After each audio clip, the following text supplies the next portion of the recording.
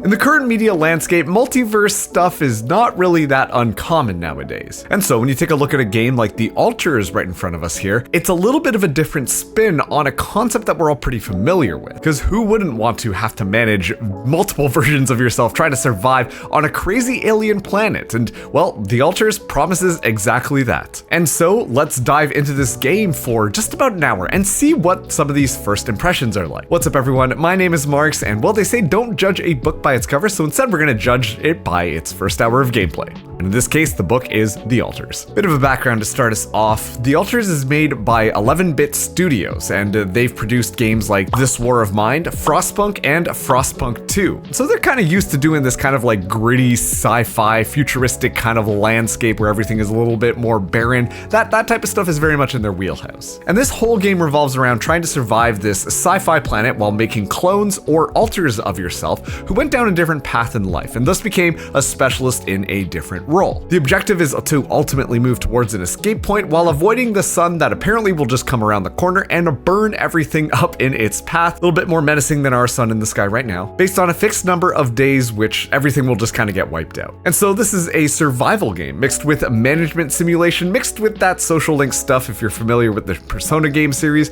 just all kind of bundled together as you're trying to navigate this fun little planet. Currently, The Altars is out on PlayStation 5, on PC, and Xbox Series X and Series S, and is also on Game Pass, so that always makes things a little bit easier. So okay, I played The Altars for just about an hour and a half because I was kind of interested in everything that was going on, and what did I think? Well, the survival game looks like it's based in the middle of the black sand beaches of Iceland, trust me, I was there, but aesthetically it shares a lot with a game called Returnal, or at least it reminded me a lot of Returnal when you were out navigating this extremely foreign alien planet where everything is just kind of like black coated on the background, and you know, there's a whole bunch of weird science-y stuff going on. And within my gameplay, I was actually able to get my very first altar, which was super exciting, except, well, he was kind of a really big dick towards me, and it was kind of cool that you could see him menacingly looking at you at the UI, I guess just a constant reminder of what your altars were supposed to feel like. But I will say one thing that stood out to me was him not liking me and just basically I was his mortal enemy.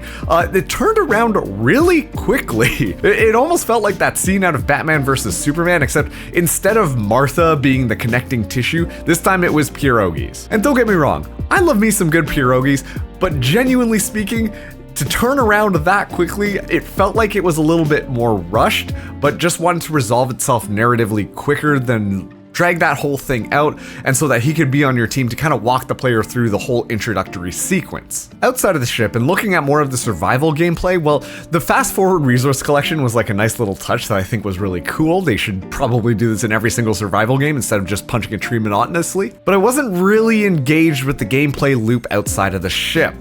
It felt pretty standard survival stuff, and I'm not exactly the biggest survival game fan, so a lot of this was just kind of serviceable, but you were just kind of going through it and getting it done. I will say it was really nice though being able to set up all of those checkpoints so that you can fast travel between some of those areas, because for me one of the things that slows down a survival game a lot is just having to walk back and forth between it when you fill up on resources and you're like, okay, I guess like what's next, you know? One thing I think actually does help this whole survival gameplay is it feels like it's more of a mission system. Thanks to the whole imminent threat of the sun burning everything in its path, you're kind of forced to move to these different areas, and so you're not going to have this spanning giant open world, but it's a lot more controlled and a lot more meaningful, or at least I'm hoping that it's going to be meaningful, because once again, this is just an hour and a half in, but it felt like things were a little bit more accessible, and when you needed things, they were there for you. It almost reminded me of Pikmin, where you've got like a certain amount of time in these different areas, and then you just kind of go up into the spaceship, and then you land back down, and then you can kind of pick up and restart your whole collection process without it kind of spiraling out of too much control. But I do want to talk a little bit more about the whole system about the altars, because I do think that this is kind of where the whole thing shines. Shout out to all my visual novel enthusiasts, because the whole branching system about how Jan's life is changing in all these different pathways, like, you know, you were just nerding out about this whole entire thing. And I'm gonna be honest, I'm one of those people, because characters are really hard to develop in these types of games, especially when they're going to be just alternate versions of the exact same character. And genuinely speaking, the whole idea of, you input the thing into the quantum computer for it to do its crazy sci-fi thing, and then suddenly you get a branched off version of Jan who made a different decision, like going back to school or something like that, who specialized into some completely different role, was super interesting to me. To be frank, I was already pretty interested in Jan's normal pathway, and then even unlocking my very first altar and reading about how one of those little decisions can drastically change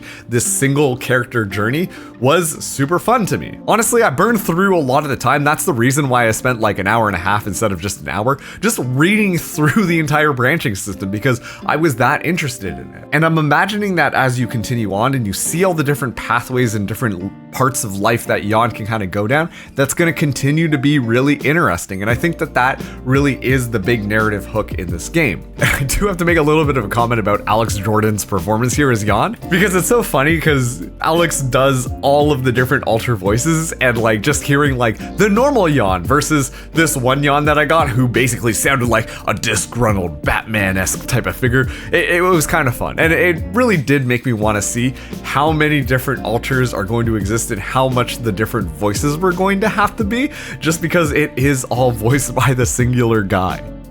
Just proves how similar we are. Well, now that we got that out of the way, what's the plan? So, okay, after an hour and a half, where am I sitting at the altars? Do I think that this is a game that you should check out? Well, quite frankly, I think if you're into a lot more of that narrative-y type of stuff, then I think that the altars will be something that's going to shine for you. If you tend to be more based on like survival games, you really like a lot of more survival games, then I don't think that there really is enough here to carry you through the entire experience. Personally, I don't think that this was necessarily clicking with myself 100%, because there are some moments when you can kind of feel the cheapness of the game kind of come through, and I don't mean that by any detriment. It's just that this is not a AAA title, and so it was kind of jarring going from full animated things to like these 2D cutscenes. But genuinely, I think that if you're interested in the plot line of the story, as well as how all of these different characters kind of evolve throughout it, then I think that there's a lot that this game can kind of offer you that will make it very interesting for you to actually want to go through and play. I also did want to give a little bit of a heads up because they were already caught with a little bit of AI generation on certain things,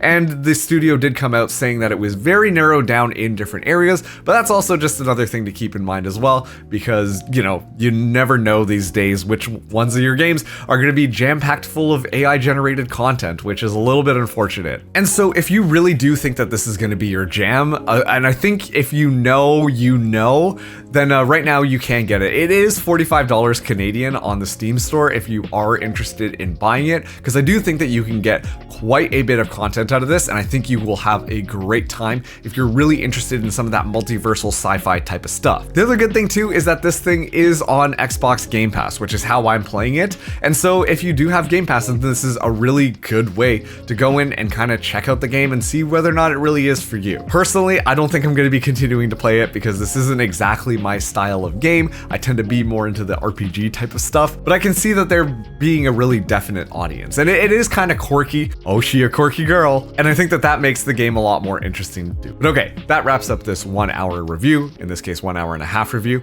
But yeah, let me know, did you enjoy the altars? Did you make it through? Did I miss anything not getting past that first hour? Because I do think that there are times where games, they don't really shine in the very beginning of it, and it starts to come to life a little bit afterwards. So let me know now down in the comments below if really I should dip back into it, because I'm always looking for a good single player game. Okay, that's gonna be the end of this video. Thank you so much for watching. Like and subscribe if you enjoyed, and we'll catch you in the next one. Peace out, everyone.